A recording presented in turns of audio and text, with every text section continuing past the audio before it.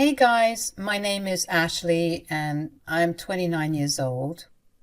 Buckle up because I've got a wild tale to share about the time I got myself into a sticky situation by marrying the ultimate mama's boy. So there I was, getting to know Hunter, my now husband. At first, I thought he just had a really close relationship with his mom. You know, the kind where they share everything and he seeks her advice on life decisions. It seemed sweet at the time, right? Little did I know I was signing up for more than I bargained for. Hunter, God love him, was a kind, sweet guy, but when it came to his mom, let's just say he was glued at the hip. At first, I brushed it off because, hey, who doesn't love their mom? Little did I know this mama's boy thing was about to take on a whole new level. When we took the plunge and moved in together, that's when it hit me like a ton of bricks. Melinda, and this habit of dropping by unannounced, and it was never for a casual cup of tea. Nope.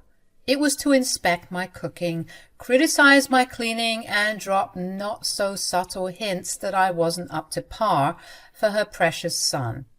There was this one time she flat out suggested that Hunter should move back in with her. I mean, seriously? And the fireplace? When did you dust this place last? Literally yesterday. So why is it so dusty? Please show me where the dust is, because at this point I think you're seeing things.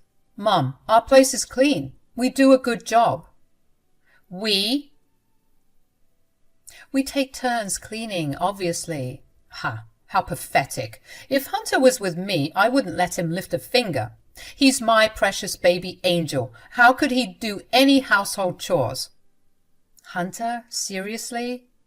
Yeah, I mean, it's true. She wouldn't make me do any of this. Wow. Make you? I know your mom is always kissing your ass, but doing housework is always a team effort.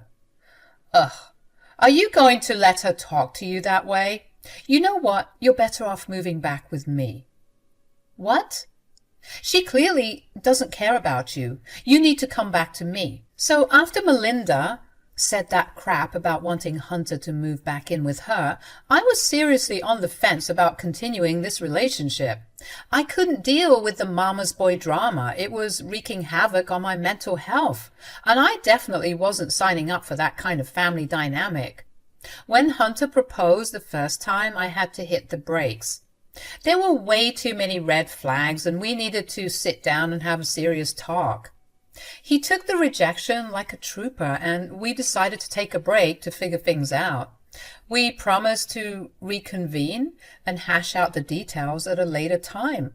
When the time came, I laid it all out for him. I spilled my concerns about his unhealthy attachment to his mom, how it was making me uncomfortable, and that we needed to set some boundaries if we were going to make this work. I flat out told him that if he continued to be weird with his mom and act like the super obsessive mama's boy, as well as excusing his mom's weird behavior, then I couldn't be with him. Surprisingly, Hunter had a moment of clarity. I think our time apart had also knocked some sense into him. I realized he didn't want to lose me, and he agreed to put some distance between himself and his mom, and agreed with my boundaries. Now, Melinda wasn't too thrilled about this new arrangement. She even threatened not to come to our wedding if Hunter dared to enforce those boundaries. We tried to reason with her, but she took it super personally that I told her son to cut the umbilical cord.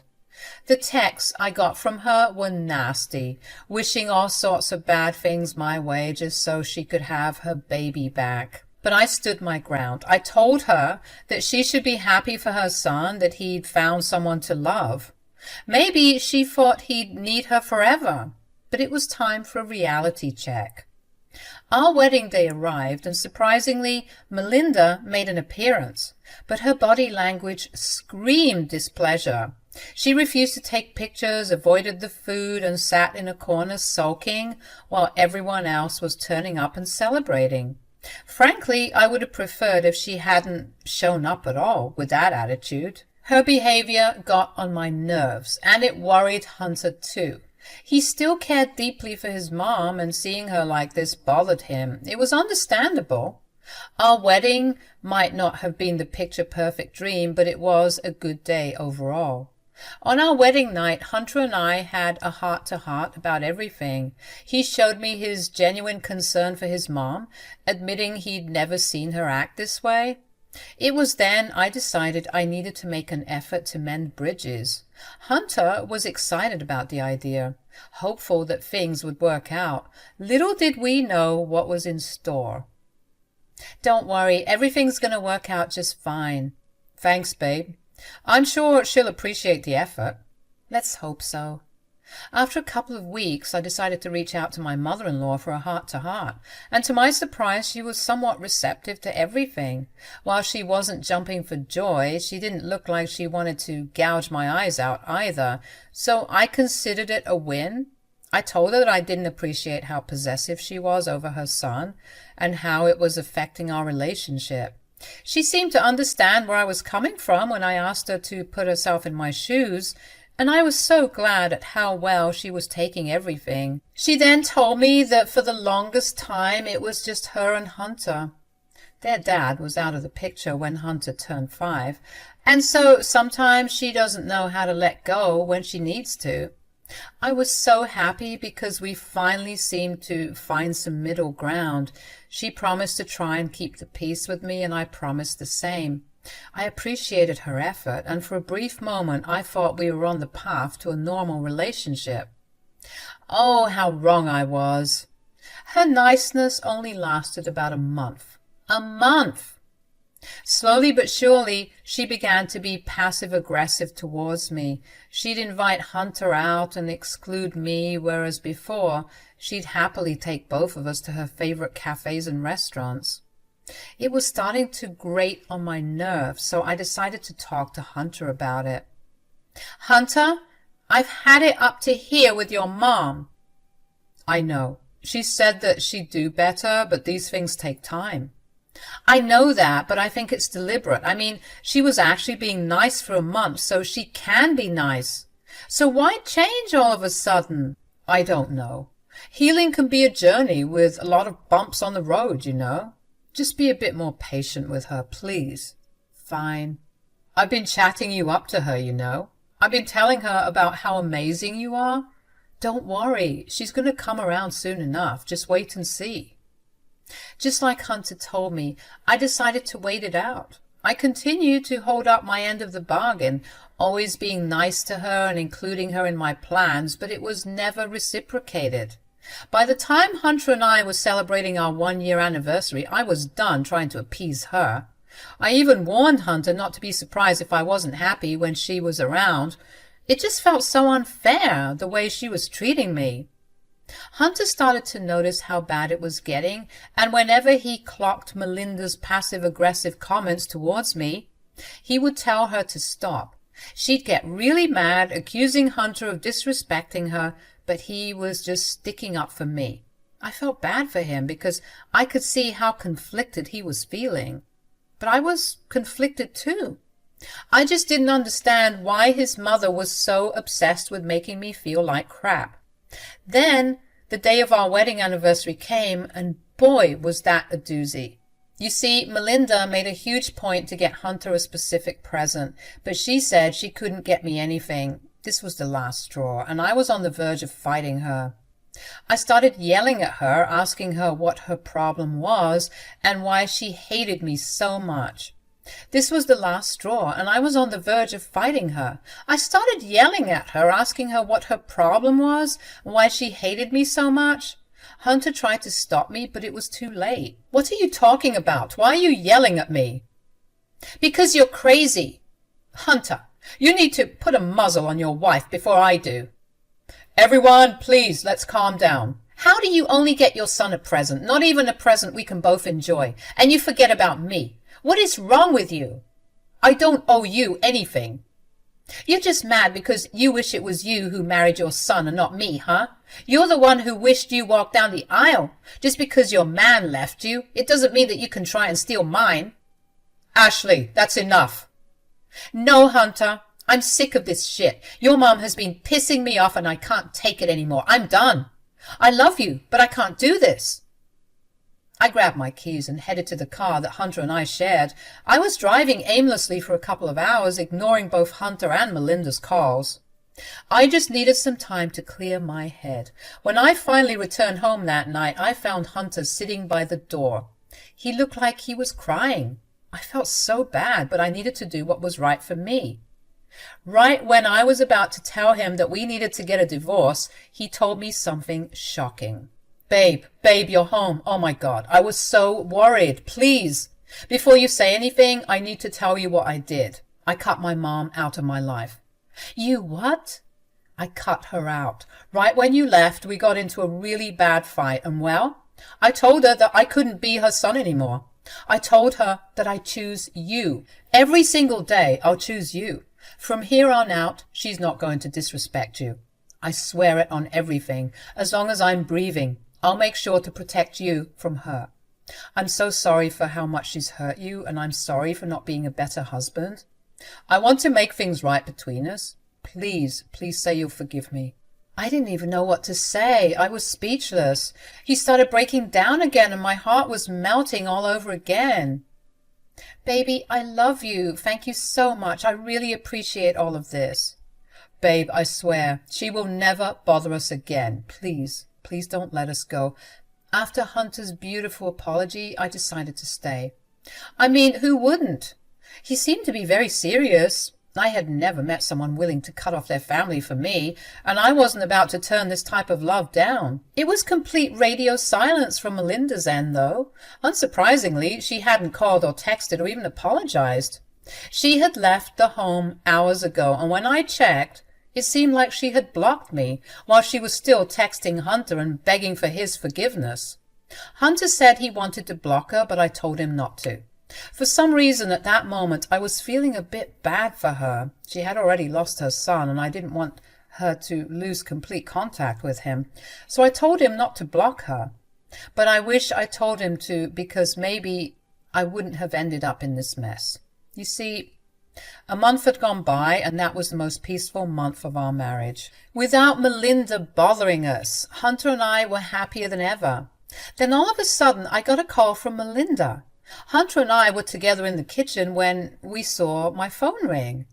He told me not to answer it, but I said that I had to because it might be important.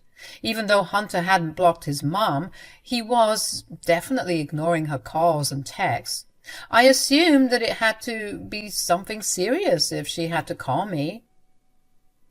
Oh, thank goodness you picked up. I was getting so worried. Melinda, are you okay? Well, no, I haven't heard from you two in a month, and I'm worried sick about you two. Even me? Look, Ashley, I wanted to tell you I'm so sorry for everything. I know I've been unkind to you. I didn't just call you to check in. I wanted to tell you. I got you a present. Really? Yes. It was quite a rotten thing of me to do, excluding you like that, so consider this an apology for everything. That's really thoughtful of you, Melinda. I appreciate you taking accountability. So, what did you get me? Well, I got you a car. A car? Oh, Melinda, you didn't have to do that. Nonsense. It was the least I could do. You've really been patient with me when I didn't deserve it. And so for that, I think a car would do you good. Besides, it's time you two stop sharing that car. Hunter can have the old one, and you can have this one. Wow, Mom. I don't know what to say. That's really big of you. Hunter? You're speaking with me? How much of this did you hear? I was here for the whole thing. I kept quiet because I wanted to see if you really had changed, and it seems like you have. You don't know how happy this makes me. We need to all sit down for some tea and catch up one of these days. Thank you for giving me another chance. Hold on, Melinda. I appreciate the gesture, like I said, but please know that all isn't forgiven and forgotten just yet. Unfortunately, you can't buy my forgiveness, but being thoughtful and getting us something we can actually use, that's a start. Of course, Ashley, I understand. Thank you so much for picking up my call. You two won't regret it. I'll make sure I'm on my best behavior. Melinda told us that she was on her way to drop the car at our house and give us the keys. And when she arrived in the Kia, I was so pumped. It was such a cute car, and she chose the orange color, which was my favorite. We chummed it up for a bit as best we could because things were a bit awkward still. Hunter and I were thanking her because buying someone a car is no small thing. She was very sheepish and cautious with everything, knowing that she was on thin ice already, so she kept the conversations calm and cute. She didn't overstay her welcome like she normally did. She even left a bit early, telling us she wanted to get out of our hair. But while she was here, she told me time and time again that I should go for a test drive. When I said that I would do it later, she was insisting I did it that moment. She told me that the car needed gas anyways and that I could just take it to the gas station real quick and come back. When I said that they should both come with me, for some reason she was saying that I should be the only one in the car. Ashley, this car is yours. You're the one who needs to break it in. I mean, you need a solo ride in it, you know. Oh, a solo ride sounds fun, but why don't we all go? We can all get some snacks at the gas station and come back here for... No, dear, don't worry about all that. You need to go alone. Why does she need to go alone, Ma? It's already late. Why don't we do this tomorrow? Oh, come on. You don't want to drive it now. I thought you'd be a bit more appreciative. I am, trust me, but why are you being so weird about this? You know what? Forget I said anything. Sorry, you guys. I've just been a bit overwhelmed. You don't have to do it tonight, but Ashley, promise me that first thing in the morning you'll take it out for a test drive. For sure. I'll even send you pictures. Well then, I should be off. Already? What's new? I have some important business I need to tend to. Good night, you two. Take care. And Ashley, don't forget to test drive the car tomorrow, alone. Sure. Get home safe, okay? When Melinda got in her Uber and went home, Hunter and I talked about how weird she was being. I think it was all the excitement of getting a new car that made us not think about it too much, chalking up her behavior to her just being a bit awkward from how things ended last time. Although we were excited, we were both exhausted because we had super busy days, so Hunter and I agreed to go for a lovely scenic drive in the car the next day before stopping somewhere for brunch. When I woke up the next morning, I found Hunter gone. He left a note and told me that he had taken the car to get filled up on gas so that we could go straight for our lovely drive. He was always being such a gentleman, telling me that no woman should fill up her own tank, so I was used to him taking the car to get it filled up. So I was waiting for him to get back home when I got a call from him instead. Hey, babe, what's going on? Babe, we have a situation. I crashed the car. What? Are you okay? What the hell happened? I'm okay, babe. Don't worry. I managed to swerve into a tree. I wasn't going that fast, so I'm fine. Thank God for that. But what are you talking about? The same car that your mom gifted me yesterday? Yes, Ashley, keep up. I'm sorry, I'm just so shocked. I can't believe it. How did this happen? Was there someone acting crazy on the road? No, the roads were empty. It was the brakes. They weren't working. What? How is that even possible? That's not all. I checked and the brake pads are unscrewed. What? What does that mean? It means that whoever did this wanted someone dead. That's what that means. What? You can't be serious. Are you saying? Yep. And do you remember how she wanted only you to drive the car? No way. There's no way your mom would try and do that to me. I told you not to answer the call. That woman is not okay. What are we going to do? She needs to be reported for her crimes. What? You can't be serious. Ashley, she tried to kill you. Do you not see how serious this is? I hate that you're right. I'm just in so much shock right now. Let's get started. On what? On taking her down. Hunter and I decided that we needed to put that lady behind bars because Hunter was able to identify that the brake pads were loosened. We had a strong case against her, as well as all of the house camera footage of her yelling at me and treating me like crap in our home. I even took screenshots of some of our conversations so that the police could have enough evidence to arrest her. While Hunter was calling the police so that they could arrive at the scene, I was collecting as much evidence as I could. When I was done, I got in the other car and met him at the location he sent me. When I got there, I found Hunter and the police at the scene, and I told them my side of the story as well. The police told us that with all the evidence we had, as well as clearly seeing that the brakes had been tampered with, they had enough to arrest her. Hunter and I were so pissed, especially Hunter. I mean, that was his mom, and one wrong move and he could have died. We decided to drive to Melinda's house so that we could lead the police to her as well as witness her being taken down. Hunter was so pissed. He was muttering things under his breath the whole ride there. I decided to drive because I could tell he was really shaken up. I wanted blood. That woman was going to pay. When we arrived at Melinda's, she came outside because she could hear the police sirens. She asked what was going on, and both Hunter and I got out of the car. When she saw our faces, she immediately began to panic and tried to run for it. But she was too slow, and Hunter had caught up to her, and he had to hold his mother to prevent her from running. The police were arresting her and were reading her rights when she was sobbing. "How could you two do this to me?" "We should be the ones asking you that. What the hell is wrong with you?" "You thought we wouldn't find out?" "Hunter, please." "You're a horrible human being and you deserve nothing. You could have killed us." "Wait, I can explain." "Save it for the judge. We're going to sue you for everything you own and then send you to jail for attempted murder." "What? You can't do this to me. It was a mistake. I didn't mean to do it." "Like I said, save it for the judge." "Hunter, please, you're not going to send your own mother to jail, are you?" "I knew I should have never let you back into our lives. You're a sick woman. But don't worry, you'll fit right in with where you're heading."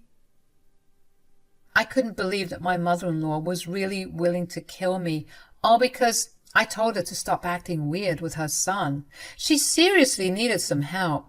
I'm currently in the process of getting my money from the lawsuit, and she's set to stand trial in July, so we'll see what happens from there. She hasn't been granted bail, so every night she has to sleep on the cold, dark cell floor like the criminal she truly is. Serves her right.